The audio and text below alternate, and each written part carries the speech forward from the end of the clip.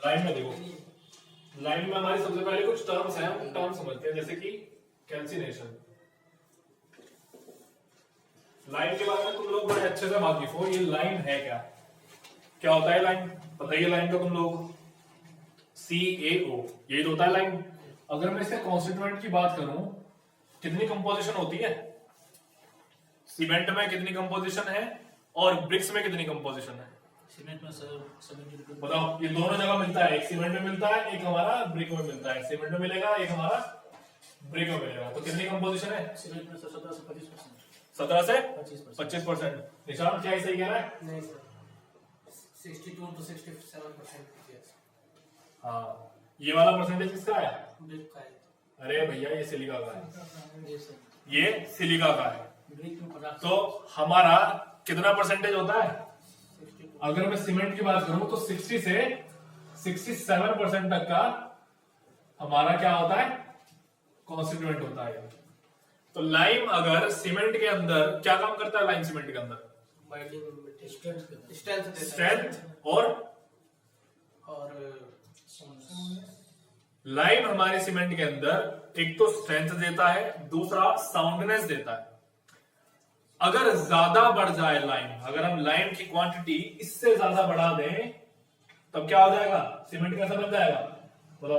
Sound हो जाएगा sir. Cement unsound हो जाएगा। तो अगर हम लाइम को सीमेंट के अंदर 60 से 67% से ज्यादा अगर बढ़ा देते हैं तो सीमेंट हमारा अनसाउंड हो जाता है। और ये अनसाउंडनेस क्या है? सर वॉल्यूम बढ़ जाता है। वॉल्यूम का घटना या बढ़ना, वो जो चेंजेस इन वॉल्यूम होते हैं वो हमारा क्या होता है, अनसाउंडनेस होता है। अनसाउंडनेस निकालने के कौन कौन से तरीके थे, लाइम के लिए बताओ कौन सा तरीका होता है अनसाउंडनेस डिटेक्ट करने का? सर ली चैटलियर सेपरेटस, ठीक है। ऑटोक्लेव किसके लिए है?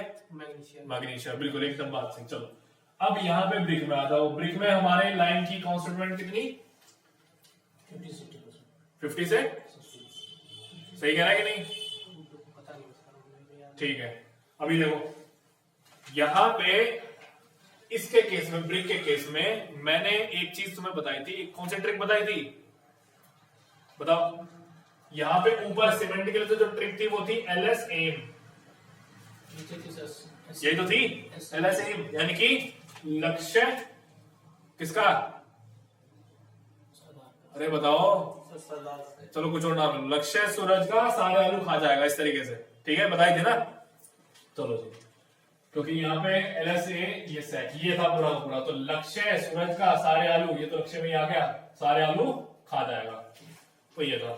चलो जी, अब ब्रिक में हमारे पास में क्या ट्रिक थी?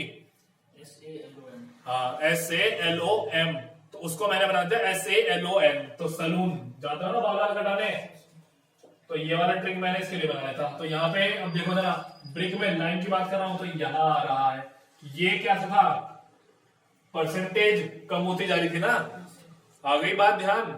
तो यहाँ पे सिलिका सबसे ज्यादा था, तो सिलिका क्या था, मिट्टी थी, मिट्टी सबसे ज्यादा थी। तो यहाँ पे हमारे पास में जो लाइन था वो 17 से 18% के लगभग था, या 12 से 14% कहीं, ठीक है, क्लियर होगी बात, तो इतना था। अब आगे देख लो, तब हम लाइन के बारे में पढ़ रहे हैं, तो लाइन के बारे में हमने बेसिक समझ लिया कि बेसिक में हमारा लाइन कहां पे था, ठीक है, क्लियर होगी बात। अब आगे देखो, तो यहाँ पे कैल्सिनेशन एक चीज आ जाती है। तो ये कैल्सिनेशन होता गया, अभी कैल्सिनेशन में पढ़ क्यों, लाइन में कैल्सिनेशन क्या होता है? देखो सीमेंट जब तुम बनाओगे तो लाइन पड़ा होता है, जब ईंट तुम बनाओगे तो उसके अंदर भी लाइन है कि नहीं है? अब दोनों ही जो चीजें हैं वो गर्म करी जाती हैं। सीमेंट बनाते हो तो भी उसको जलाया जाता है, और जब ईंट बनाते हो तो भी उसको जलाया जाता है। तो यानी कि जो हमारा लाइम, सीमेंट और एल्यूमिनियम इसे ईंट के अंदर, ब्रिक के अंदर प्रेजेंट है, वो जल रहा है। तो वो जो जल रहा है हमें वही समझना है कि ये लाइम जब जलेगा तो कैसे बिहेव करेगा, कैसे जलेगा। तो ये कैल्सिनेशन उसके जलने से संबंधित है। क्लियर हो रही है बात? अब समझ आ रही है ना हम कैल्सिनेशन क्यों समझ रहे हैं पहले? तो कैल्सिनेशन हमारा क्या है, उसका जलना, प्रोडक्ट देना। तो कैल्सिनेशन एक तरीका होता है, कैसा तरीका होता है, देखो अगर मैं किसी भी चीज को जला रहा हूं, और जला रहा हूं, दो तरीके से जलती है कोई भी चीज, एक तब जलती है जब ऑक्सीजन होती है, एक तब जलती है जब ऑक्सीजन नहीं होती या फिर बहुत कम होती है, ठीक है, क्लियर हो रही है चीज जो मैं कह रहा हूं? चीजें दो ही तरीके से चलती हैं, एक तब जब ऑक्सीजन पूरी तरीके से अवेलेबल है, एकदम पर्याप्त मात्रा में, ठीक, और दूसरा तब होता है जब ऑक्सीजन है बहुत कम है या फिर ऑक्सीजन बिल्कुल नहीं है। क्लियर हो रही है? तो ये कैल्सिनेशन उन्हीं में से एक है, जो मैंने अभी बताया ना, उन्हीं दोनों में से एक है। तो कैल्सिनेशन के लिए सबसे पहले डेफिनेशन यहां पे लिखो। कैल्सिनेशन हमारा क्या है? Heating of limestone. तो कैल्सिनेशन हमारा यहां पे है heating of limestone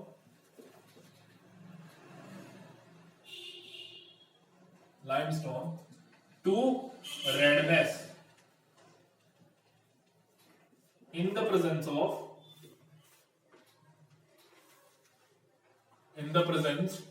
of air। ठीक है, तो ये क्या हो गया? In the presence of air. यहां पे क्लियर सारी चीज? चलिए जी, तो कैल्सिनेशन हमें क्या हो गया अभी समझ में आ गया। हीटिंग में मतलब कम टेम्परेचर देते हैं, अगर बर्न करेंगे तो उसको तो ज्यादा टेम्परेचर देंगे। तो सर ऐसा लिख सकते हैं कि जहाँ पे मतलब हीटिंग और बर्निंग दोनों यूज कर सकते हैं? हाँ, कोई दिक्कत नहीं। हीटिंग क्या है? कम आंच पे है, देखो। या फिर बर्निंग भी क्या है? वही तो चीज है, हीट करना है, बर्न करना। हीट भी तो तभी करोगे जब बर्न करोगे। चलो जी, अब आगे लिखो। तो यहां तक समझ में आ गया ना? समझ में आया यहां तक?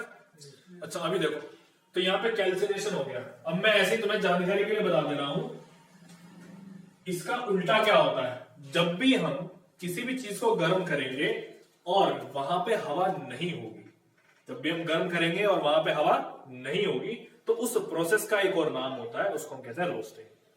तो ये चीज मैं इसलिए बता रहा हूं क्योंकि कैल्सिनेशन का जिक्र हो गया है, तो तुम्हें रोस्टिंग के बारे में भी पता होना चाहिए। ठीक है, तो रोस्टिंग क्या होता है? Heating of a substance. ये सिर्फ नॉलेज के लिए है। Heating of a substance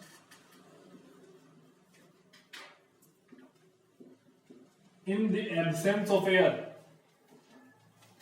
in the absence of air। लो जी, ये हमारा क्या हो गया? रोस्टिंग हो गया। इसको हम कहते हैं रोस्टिंग। कैल्सिनेशन हमारा हीटिंग ऑफ लाइमस्टोन लाइम ही है। ठीक है,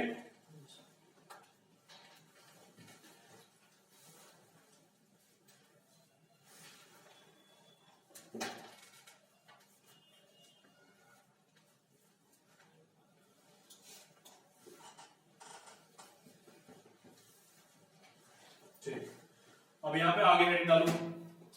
दूसरी हेडिंग है हाइड्रोलिसिटी। दूसरी हेडिंग क्या है? हाइड्रोलिसिटी। दूसरा है हमारा यहां पे हाइड्रोलिसिटी।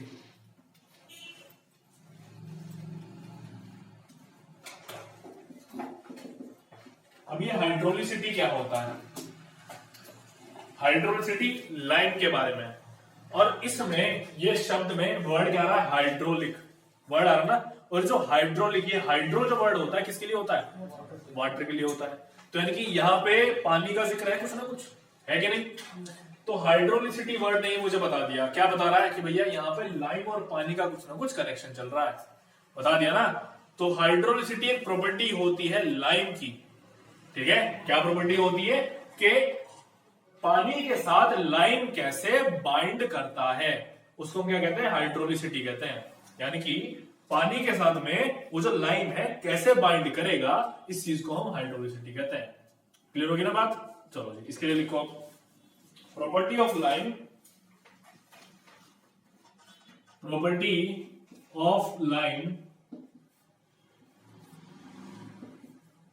बाय विच देखो, property of lime by which it is able to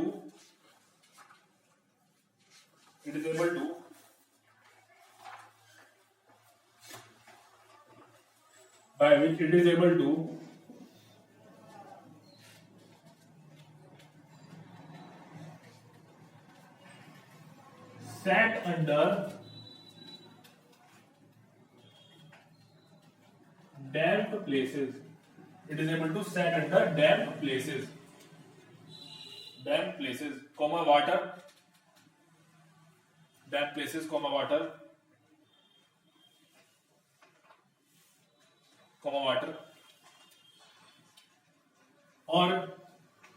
और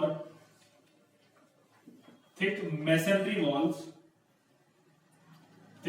masonry walls when there is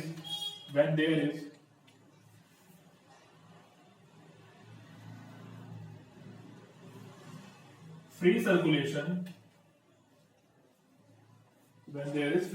of air. ठीक है, when there is free circulation of air.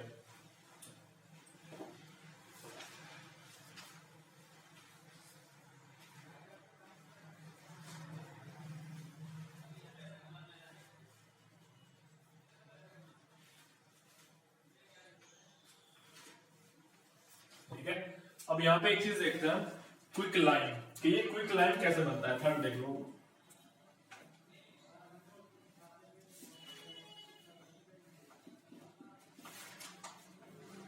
तो ये अब हमारा क्विक लाइन, के क्विक लाइन बनता कैसे, जो ऊपर वाला है रब कर दो। जो डैम्प प्लेसेस में सेट होगा, मतलब लाइन क्या डैम्प प्लेसेस में सेट होने होगा तो उसे हाई डेंसिटी कहेंगे। हाँ, पानी के साथ कैसे बिहेव करता है, कैसे बाइंड करता है, वो चीज है। तो अब यहाँ पे हमारा, अब हम क्या देख रहे हैं, नेक्स्ट देख रहे हैं क्विक लाइन। अभी क्विक लाइन क्या होता है, अभी हमने कैल्सिनेशन का जिक्र किया था, तो यहाँ पे कैल्सिनेशन में, अंडर कैल्सिनेशन होता क्या है कि कैल्सिनेशन में जब हम लाइम को, या जो हमारा लाइमस्टोन होता है उसको हीट करते हैं, तो हीट करने पे क्या होगा, उसमें CO2 जो होती है वो निकल करके चली जाती है। क्या होती है, CO2 जो कार्बन डाइऑक्साइड है वो निकल करके चली जाती है। ठीक है, अब जब CO2 निकल करके चली गई, अब सबसे पहली चीज, लाइमस्टोन का क्या फॉर्मूला होता है, CaCO3 होता है। तो CaCO3 में से CO2 निकल के चला जाता है, तो जो बच जाता है वो हमारा होता है लाइम या फिर क्विक लाइम। क्लियर होगी बात। तो यहां पे लिखो, under calcination when limestone is heated, under calcination when limestone is heated, it turns into quick lime. It turns into quick lime. तो इसके लिए जो इक्वेशन है वो लिख लो यहाँ पे, CaCO3, इसको मैंने क्या किया, यहाँ पे हीट कर दिया, और जब हीट कर दिया तो यहाँ पे बन गया है CaO एंड प्लस CO2। तो लो, ये हमारा इक्वेशन होगा, और ये हमारा क्या है, ये हमारा क्विक लाइम है। ठीक है, क्लियर चीज, ये हमारा क्विक लाइम है, यहाँ पे मेंशन कर लो, लाइम या फिर क्विक लाइम। ये हमारा लाइमस्टोन।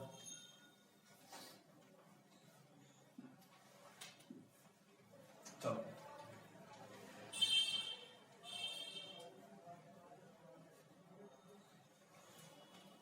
CO2 बाहर निकल जाएगा, मतलब CaO बचेगा सिर्फ। हाँ, CaO बचेगा। वही क्विक लाइन है। हाँ, ये जो क्विक लाइम होता है, तुमसे एक तरीके से और पूछ सकता है कि क्विक लाइम क्या होता है, या फिर प्योरेस्ट फॉर्म ऑफ लाइम किसको कहते हैं। तो जो क्विक लाइम होता है ना, इसी का नाम होता है, it is the purest form of lime. ठीक है, तो इसके लिए लिख लो, क्विक लाइम के लिए it is the purest form of lime.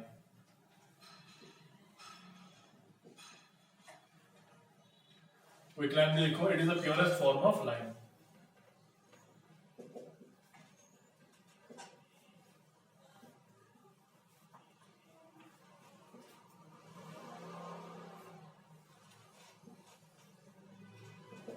ठीक है, चलो, अब इसके बाद में आता है सेटिंग। लाइम में सेटिंग क्या होती है,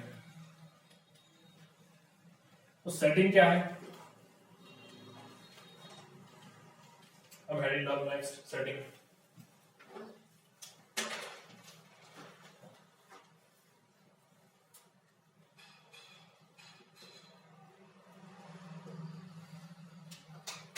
सेटिंग तुम लोग जानते हो, जैसे सीमेंट में सेटिंग था ना, उसी तरीके से लाइम में सेटिंग है। जैसे सीमेंट में सेटिंग था उसी तरीके से लाइम में भी सेटिंग है। तो सेटिंग क्या था सीमेंट में, जब वो हार्ड होना शुरू हो जाए और स्ट्रेंथ आनी शुरू हो जाए, वही तो होता है। तो सेम टू सेम लाइम में भी वही चीज है। तो इसके लिए लिखो, लाइम में सेटिंग में लिखो यहां पे, process of hardening of lime process of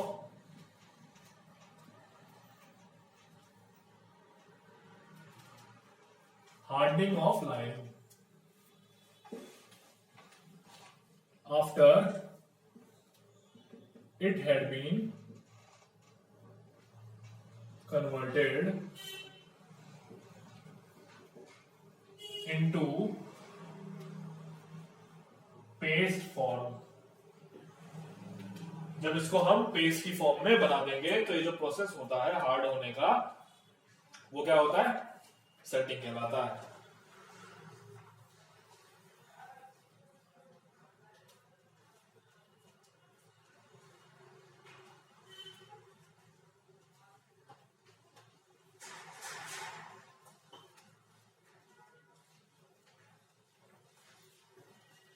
ठीक है, अब यहां पे आ जाता है हमारे पास स्लेकिंग।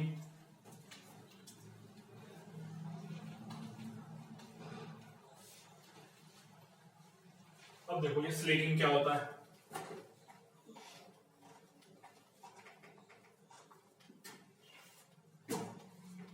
ये फिफ्थ है। अब ये स्लेकिंग क्या चीज है, तुमने देखा होगा जब भी चूने में पानी मिलाते हैं, ठीक है, जो तुम्हारा लाइमस्टोन है या फिर लाइम, उसमें तुमने क्या किया, पानी मिलाया। पानी मिलाते ही उसमें बुलबुले उठने शुरू हो जाते हैं, गैस बननी शुरू हो जाती है, आवाज आती है, एक आवाज आती है। ठीक है, तो ये जो प्रोसेस हो रहा है ये स्लेकिंग होता है। क्या होता है, स्लेकिंग। इसमें क्या होता है कि हमारे पास एक प्रोडक्ट बन जाता है जिसको हम CaOH होल्ड वाइज कहते हैं। इसको हम क्या कहते हैं, CaOH होल्ड वाइज कहते हैं। ये उसका क्या है, प्रोडक्ट नेम है। ठीक, तो स्लेकिंग में लिखो अभी यहां पे, when water is added to quicklime, when water is added to quicklime,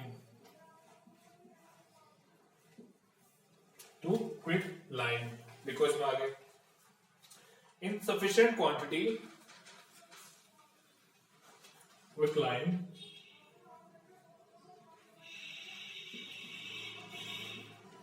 in sufficient quantity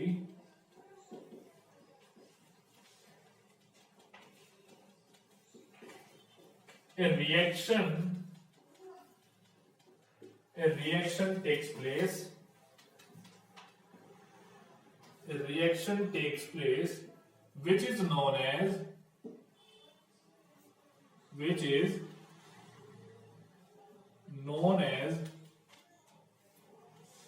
slaking. उसको हम क्या कहते हैं, स्लेकिंग कहते हैं, which is known as slaking. ये क्लियर है यहां तक बात।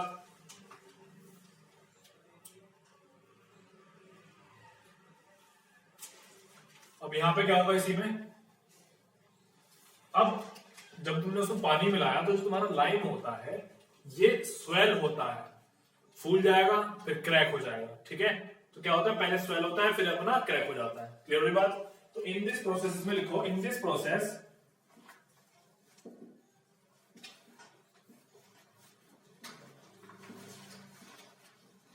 The lime swells and cracks. In this process, the lime swells and cracks.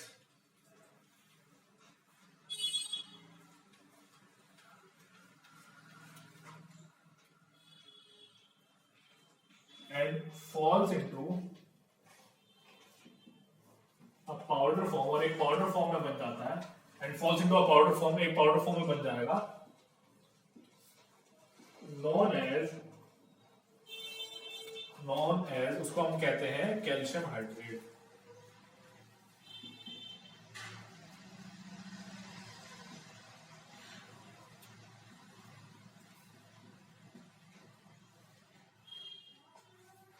उसको हम क्या कहते हैं, कैल्शियम हाइड्रेट कहते हैं। ठीक है,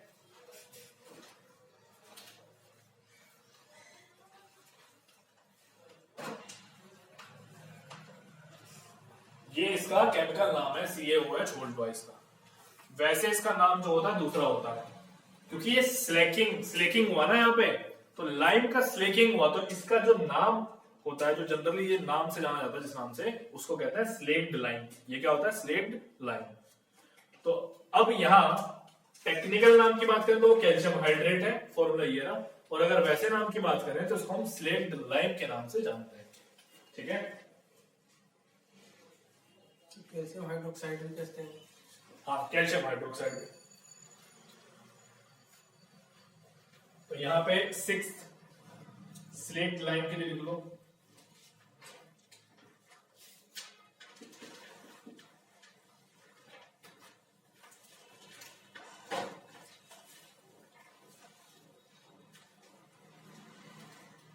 तो यहाँ पे क्या है? प्रोडक्ट ऑब्टेन्ड बाय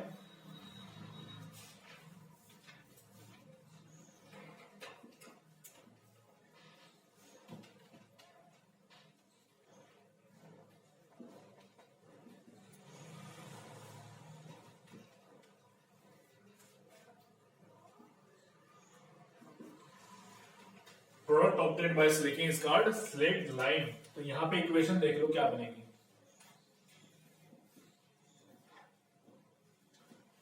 अब तुम लोगों ने कुछ कुछ तो पढ़ा ही है कि जब चूने में पानी मिलाते हैं तो क्या ठंडा हो जाता है ना, गर्म हो जाता है। तो जब चूने में पानी मिलाते हैं तो क्या हो जाता है? गर्म हो जाता है। तो यानी कि यहाँ पे मैंने पानी मिलाया तो ये हो जाएगा गर्म, यानी कि हीट निकलेगी यहाँ पे, इसलिए मैंने यहाँ पे क्या लिख दिया? हीट लिख दिया। तो ये मेरा यहाँ पे लाइम है या फिर क्विक लाइम है, ये मेरा यहाँ पे स्लेक्ड लाइम है। लो जी। सर इसका क्या मतलब है सर? ये वाला in this process the lime swells and cracks and falls into a powder. हाँ, एक पाउडर फॉर्म में बन जाता है वो। इस प्रोसेस में स्लेकिंग में क्या होता है कि लाइम जो होता है वो फूलता है, फूलेगा इतना क्रैक आ जाएंगे, क्रैक आ जाएंगे तो फिर वो बाद में पाउडर फॉर्म में उसको बना करके वो क्या बनाता है? कैल्शियम हाइड्रेट बन जाता है पहले ही, लेकिन उसको पाउडर फॉर्म में बाद में बना दिया जाता है। ठीक है, कुछ कुछ वो पाउडर फॉर्म में यहाँ पे अपने आप ही बन जाएगा। ठीक, क्योंकि क्या होता है ना कि वो ड्राई हो जाता है, हीट यहाँ पे ऐसे नहीं करते कि वो ड्राई हो जाता है, तो वो पाउडर फॉर्म में बन जाता है। क्लियर है चीज? यहां तक कोई डाउट हो तो बताओ, कोई दिक्कत? अब यहाँ पे हमने लाइफ में जितनी भी चीजें हो रही होती हैं उसकी जिंदगी की चीजें हैं सारी, ये समझ लो उसकी डेली लाइफ की एक्टिविटीज सब है। तो अब हमने उसको समझ लिया। अब हम यहाँ पे जानेंगे कि जो लाइम है ये कितने तरह का होता है। अब हम लाइम का करेंगे क्लासिफिकेशन। ये लाइम कितने तरह के हैं, जैसे कि फैट लाइम एक्सेट्रा एक्सेट्रा, ये सब लाइम सभी आएंगे। ठीक है, तो अब यहाँ पे हेडिंग डालो, हाँ, क्लासिफिकेशन ऑफ लाइम। नोट कर लिया ना सभी ने? रिएक्शन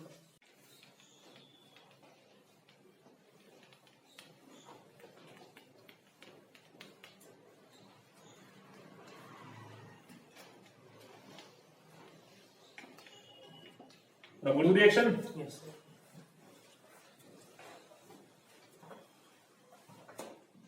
चलो, तो क्लासिफिकेशन ऑफ लाइम हमारा हेडिंग है और टॉपिक है इसमें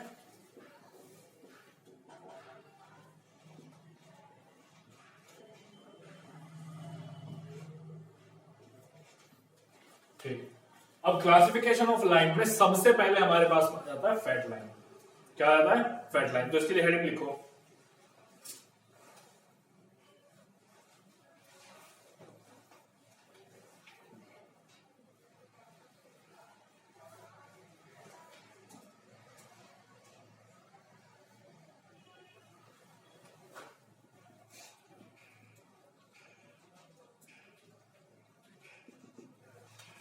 अब पहले फैट लाइन को समझ लेते हैं।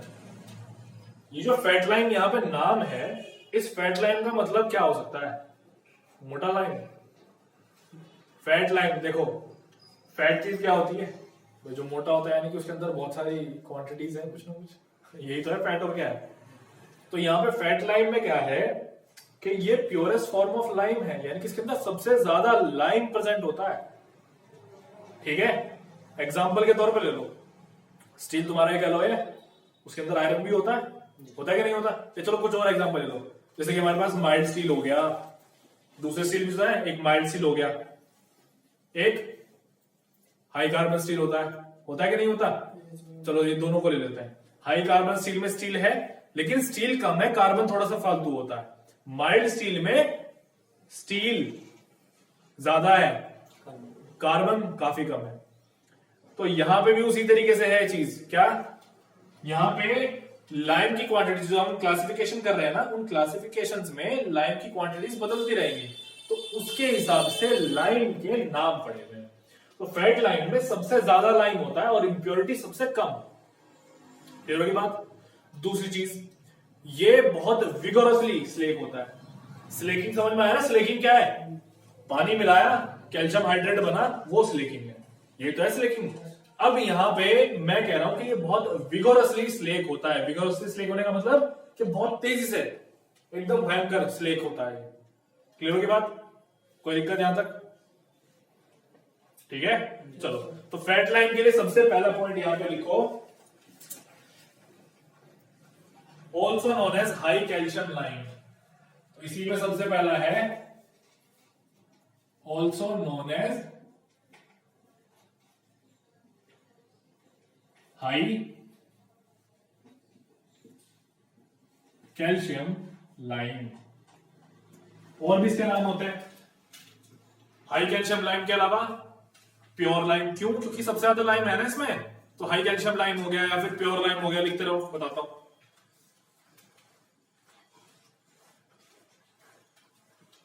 Pure lime slash rich lime slash white lime. Clear है चीज? ये सब है। अब आगे लिखो इसी में नेक्स्ट पॉइंट। क्या? हाँ, वही क्विक लाइम चल रहा है, वही चीज है ये। ठीक है, उस क्विक लाइम में भी आगे चीजें आ गई फर्दर। ठीक है, क्विक लाइम में भी फर्दर और चीजें हैं, और इससे भी ज्यादा प्योर फॉर्म है क्विक लाइम हमारा। हाँ, इससे ज्यादा प्योर फॉर्म है। तो यहां पे देखो, इसको हम फैट लाइम क्यों कहते हैं? नेक्स्ट पॉइंट है हमारा, it is called fat lime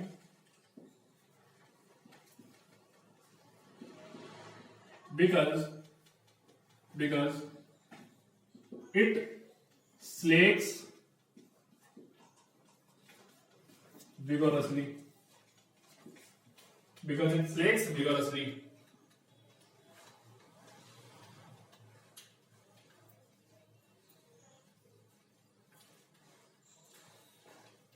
ठीक है, ये स्लेक कब होगा? इन प्रेजेंस ऑफ वाटर होगा। चलो, अच्छा, अब यहां पे नेक्स्ट चीज देखो, वॉल्यूम ऑफ विच, इसकी जो वॉल्यूम होती है वो 2 से 2.5 गुना ज्यादा होती है। 2 से लेकर 2.5 गुना ज्यादा होती है। ठीक है, क्लियर होगी बात? तो इसमें लिखो volume of which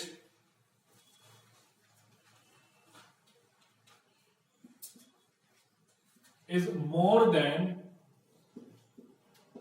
2 to 2.5 times that of quick lime.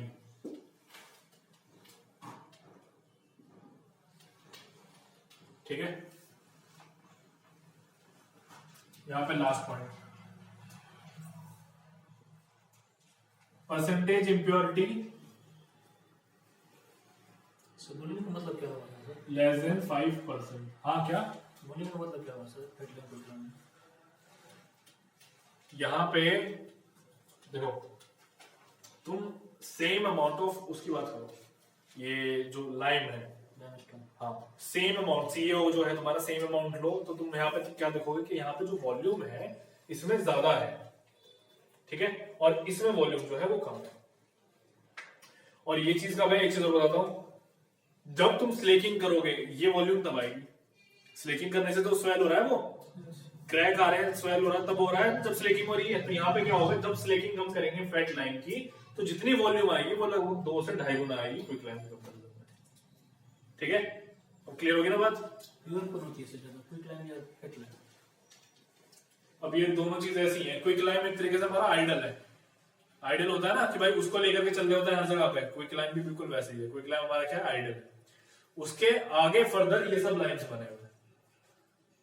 ठीक है, हमें बनना है क्विक लाइम जैसा, बाकी उसकी तरह दूसरे हैं। चलो अभी लिखेंगे हम हाइड्रोलिक लाइम के लिए।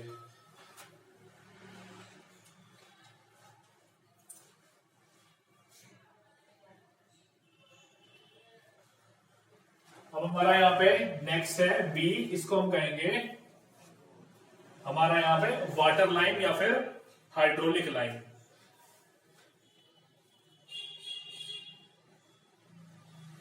ये हमारा है हाइड्रोलिक लाइन। अब इसको इस नाम से क्यों जाना जाता है, उसके पीछे भी एक बात है। हाइड्रोलिक देखो फिर से वही पानी वाला वर्ड आ गया। तो इसको हाइड्रोलिक लाइन क्यों कहते हैं, क्योंकि ये पानी के अंदर सेट हो जाता है। ये क्या हो जाता है, पानी के अंदर सेट हो जाता है। इसमें आयरन ऑक्साइड भी प्रेजेंट होता है। ठीक है, इस वाले लाइन में कुछ क्वांटिटी आयरन ऑक्साइड की प्रेजेंट होती है ऑलरेडी। ठीक है, तो इसके लिए लिखो hydraulic line, it is called hydraulic line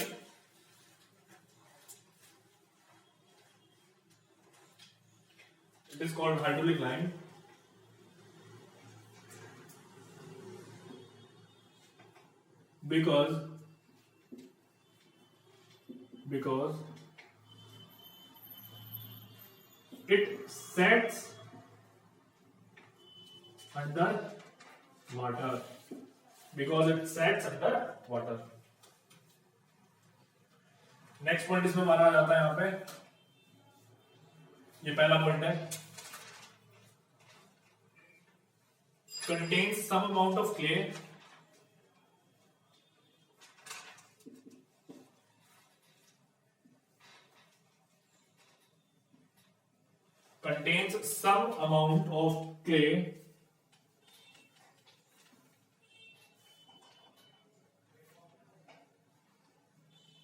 and iron oxide. इसके अंदर कुछ अमाउंट क्ले का होता है और कुछ अमाउंट आयरन ऑक्साइड का होता है। ठीक है,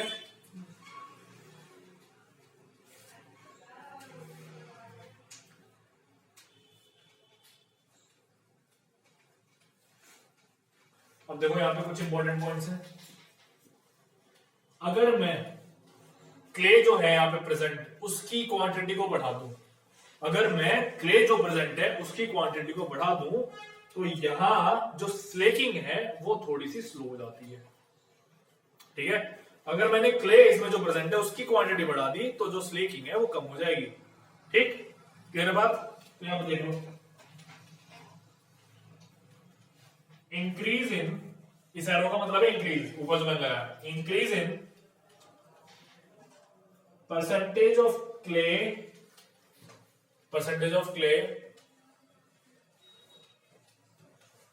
decreases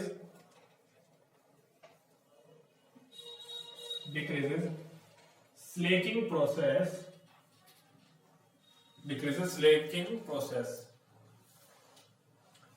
and imparts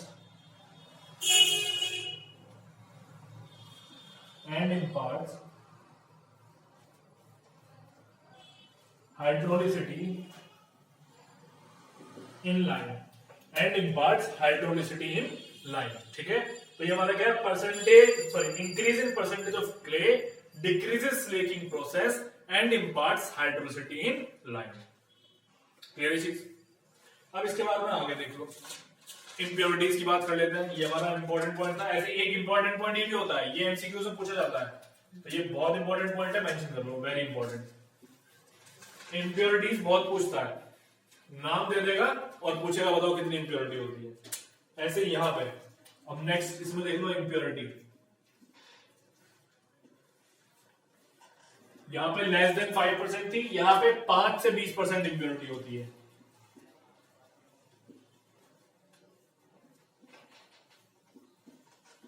यहां पे इंप्योरिटी है 5 से 20% तक। ठीक है, ये ऊपर का कर दूं अब।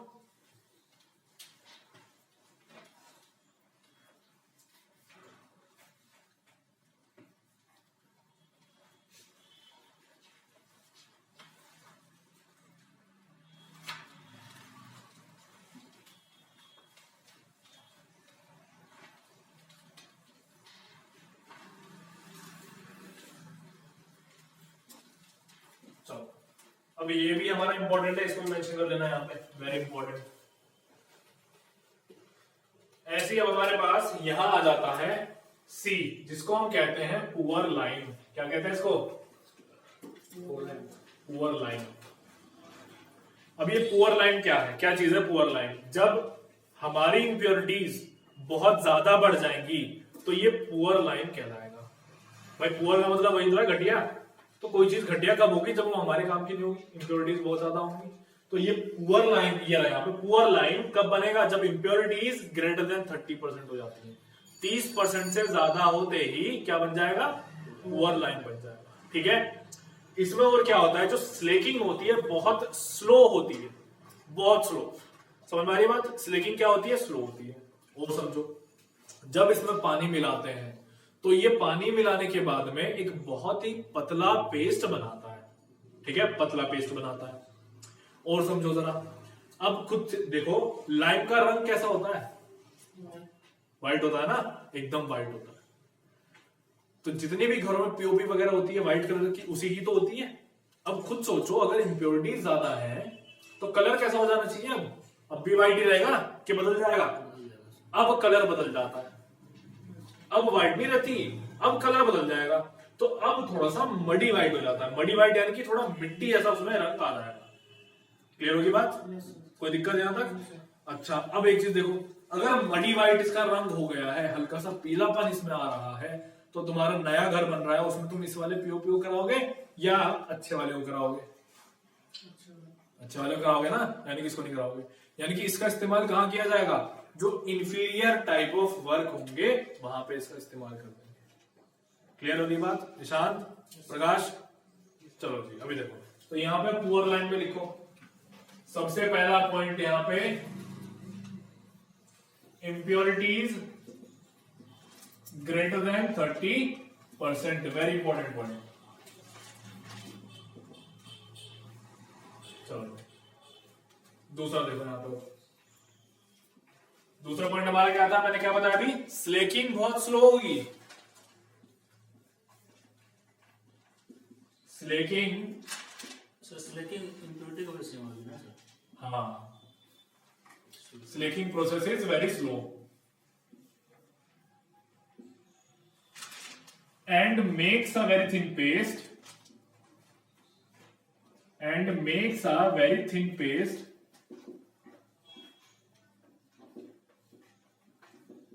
with water। पानी के साथ में क्या बनाता है? बहुत ही पतला सा पेस्ट बनाता है। अच्छा, अगर मैं यहाँ पे बाइंडिंग प्रॉपर्टीज की बात करूं, बाइंडिंग प्रॉपर्टी यानी कि जो बाइंडिंग स्ट्रेंथ होगी उसकी अगर मैं बात करूं तो वो कैसी होगी? ज्यादा कि कम? कम होगी। वीक होती है इसकी बाइंडिंग प्रॉपर्टी। ठीक है, तो यहां पे नेक्स्ट पॉइंट लिख लो, weak binding properties. Last point, colour muddy white होता है।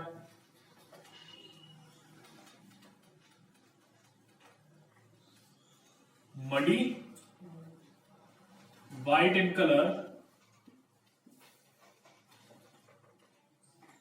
and is used for inferior type of work। चलो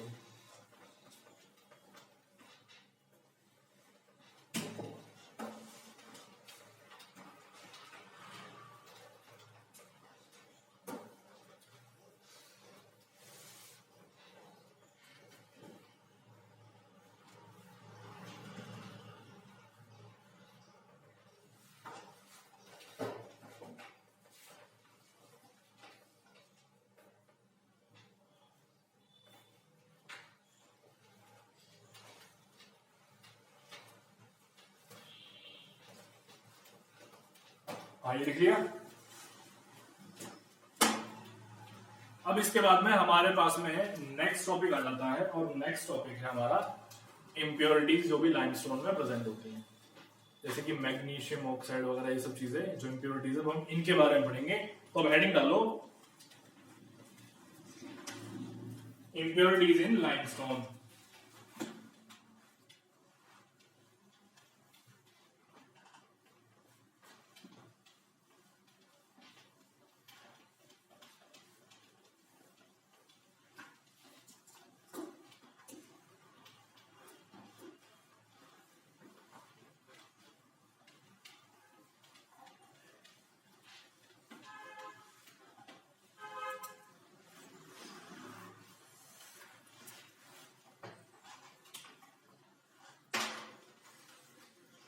देखो यहां पे इम्प्योरिटीज की बात कर रहा हूं मैं।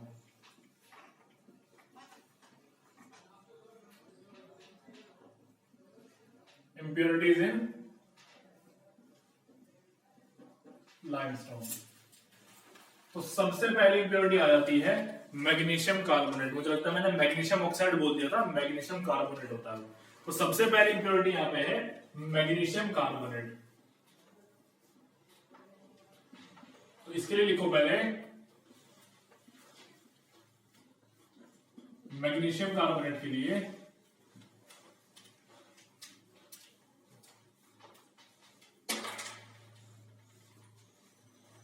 ये जो मैग्नीशियम कार्बोनेट है ये काफी हार्ड होते हैं। ठीक है, मैग्नीशियम कार्बोनेट क्या होता है? हार्ड होता है। और ये क्या काम करते हैं कि जो स्लेकिंग प्रोसेस होता है उसको स्लो कर देते हैं, उसको ऑलमोस्ट क्या कर देते हैं? रोक देते हैं। ठीक है, क्लियर हो गई बात? तो मैग्नीशियम कार्बोनेट्स एक तो हार्ड होते हैं और हार्ड कर भी देते हैं उसको। तो ये क्या करते हैं? मेनली स्लेकिंग प्रोसेस को स्लो कर देते हैं। तो इसके लिए लिखो यहां पे पहला point, magnesium carbonates are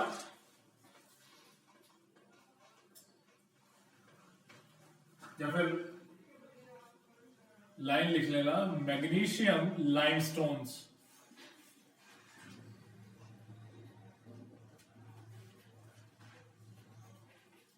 are hard and rough in textures.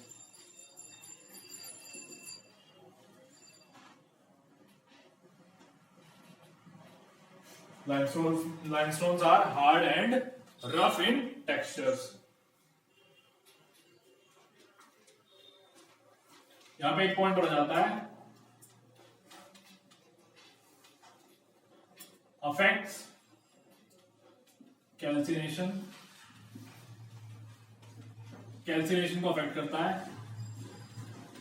ठीक है, और स्लेकिंग प्रोसेस को भी ये क्या करता है? अफेक्ट करता है।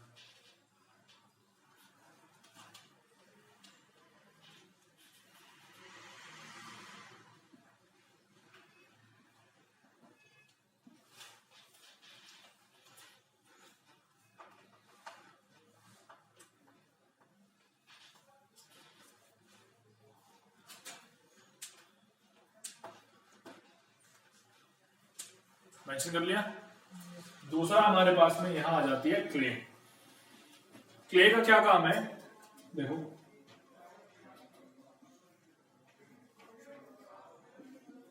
अब यहां पे हमारे पास में clay.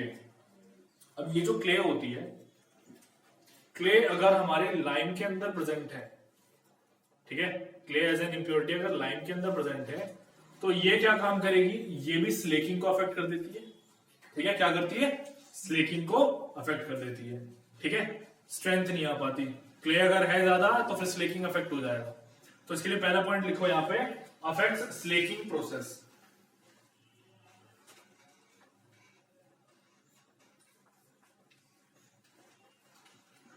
Affects slaking process.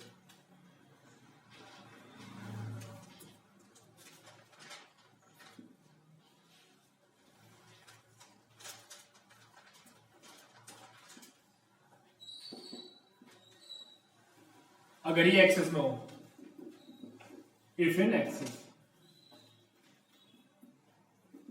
If in excess. चलो जी, अच्छा इसमें दूसरी चीज, ये जो क्ले है अभी हमने डिस्कस किया था जब हम हाइड्रोलिसिटी पढ़ रहे थे, तो वहां पर मैंने मेंशन किया था ना कि कुछ अमाउंट क्ले का और आयरन ऑक्साइड का प्रेजेंट होता है। तो क्ले किस काम आएगी? क्ले क्या करेगी? फिर रिलेट करो वहां से यहां पे, रिलेट करो क्या करेगी clay?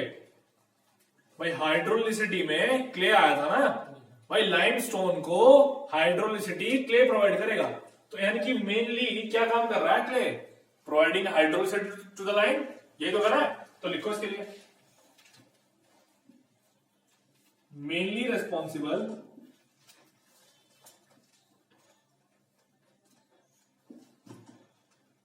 For providing hydraulicity to the lime, to the lime. Mention करो।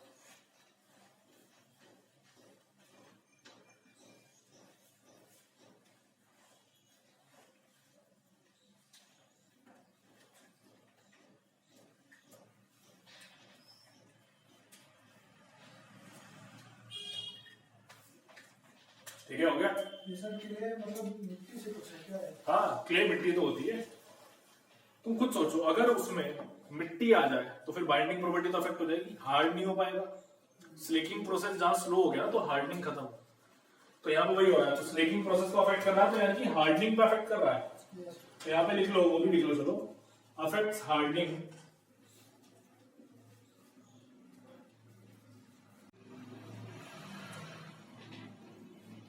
Hardening of lime. लो जी, सारे पॉइंट्स इसमें हो गए।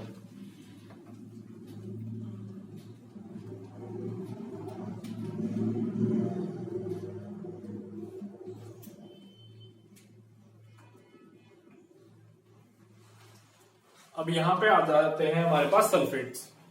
अब इस सल्फेट का क्या काम होता है? सल्फेट अगर कहीं पे प्रेजेंट है तो वो स्लेकिंग में अफेक्ट करेगा, डिले करेगा स्लेकिंग को, ठीक। दूसरी चीज, अगर सल्फेट कहीं पे प्रेजेंट है तो वो स्लेकिंग में तो अफेक्ट कर ही रहा है, उसके बाद में ये क्या काम करेगा, जो सेटिंग टाइम होता है ना उसको भी बढ़ा देता है।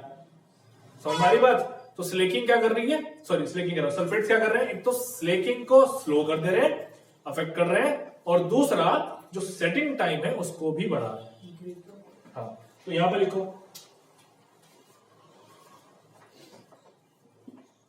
सर ये तो पॉजिटिव हो गया एक तरह से।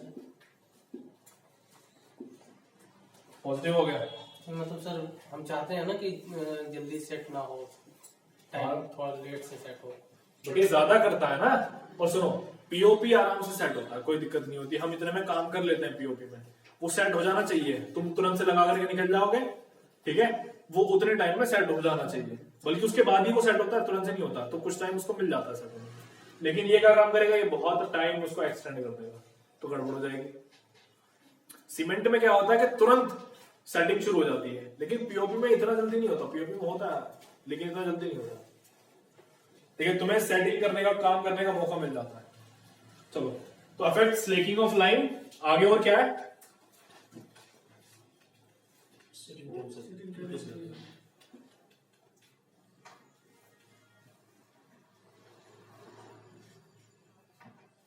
Increases setting time. लो, ये हो गया, ये ऊपर जरा कर रहा हूं।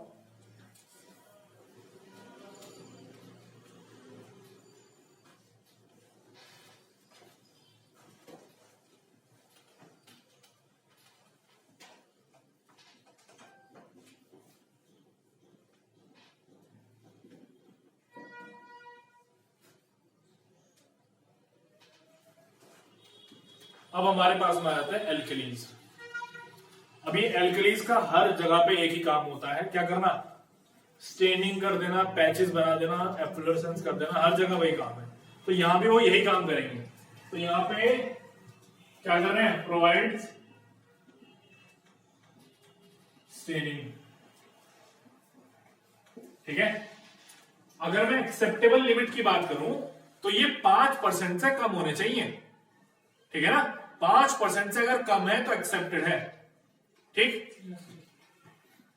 If less than 5% then acceptable.